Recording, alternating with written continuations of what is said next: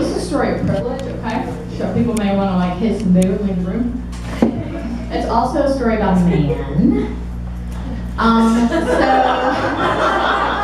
So when I graduated from college, I moved in with my boyfriend. He was a writer for Saturday Night Live. Wow. I know, yeah, y'all are gonna like woo for him, but not for me. So anyway, I moved to New York because he was a year ahead of me in school to be with him. And we had this like horrible life where the SNL writers, I cannot believe I'm holding from this thing in my hand. No, I spit on it. The SNL writers are basically vampires. Like this is in the 90s, this is like a Chris Farley era. One time he came home at 4 in the morning, which was early for him, and he said, well tonight Chris Farley tried to pull Q up his ass because somebody dared him to do it. So with that sort of like cocaine, like a lot of like fast living era, and I'm in this country bucket for Tennessee. So anyway, I'm working at a job in publishing. I'm making $17,000 a year in New York. So I know that, $17,000 a year can go a long way in some places, but New York is not that place. But I'm with this guy, and because he writes for Saturday Night Live, we have this great apartment, which for our living, for our demographic, for all the people that just graduated from college, it's gorgeous. It even has a little balcony. It's on like the 30th floor of the Upper West Side. It's like a great place. So, I'm sort of like living large, but at the same time having this uneasy feeling that the reason that I'm living large is because I'm living with this man who writes for this great show, and they make a shit ton of money.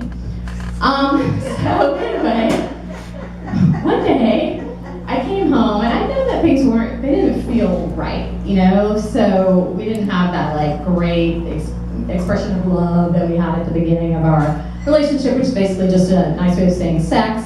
And he was like out all night, at his job working. And I came home and I was like, he came home and he said, I have to tell you something. I'm so sorry about this. And I've never looked at another woman since you, which I came to find out wasn't actually true, like in the earlier years, but I had an affair with this person, with my production assistant.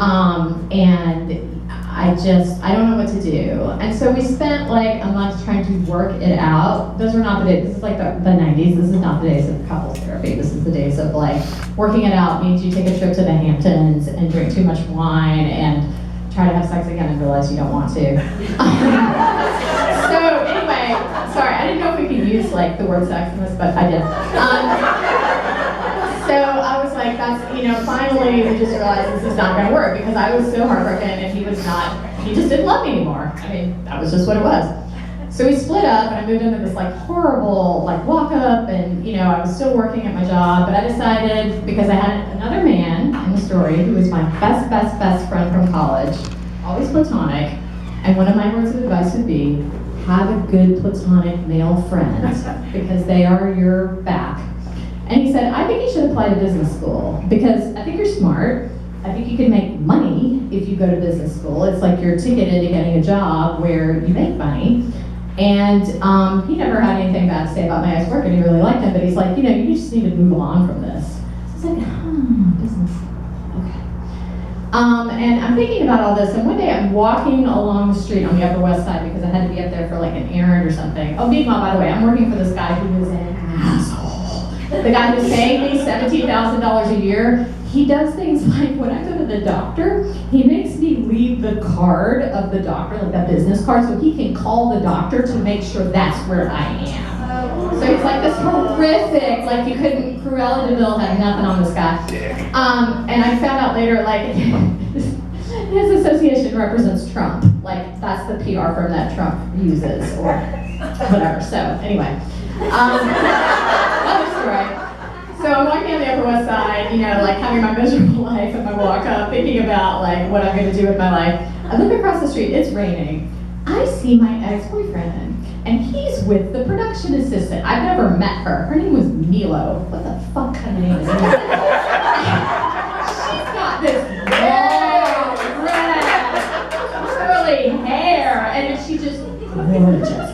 She's got on, this is the 90s, this is before this was cool. She has on these fly girl boots. I mean, they are up to here. And she's just beautiful. And I'm like, okay, that's it, I'm going to business school, people. So, I applied to business school, I take the GMAT, I work my ass off.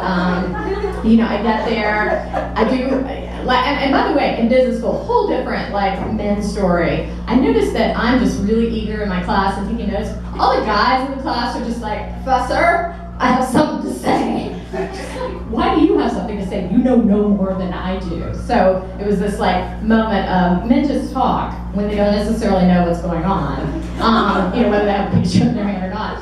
So anyway, I graduated from business school. I get an awesome kick-ass job on the West Coast, managing money.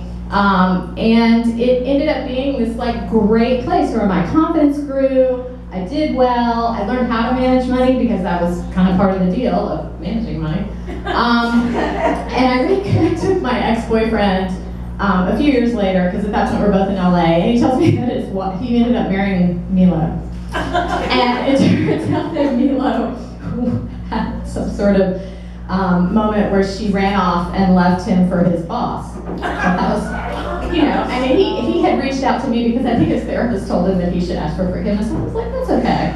But we sort of lost touch. And then the other night, and the reason I had to tell the story is I'm flipping through the channels. I'm watching this new show on HBO called Camping. I don't know if anybody's seen this show. I love this show. Jennifer Garner is such a genius.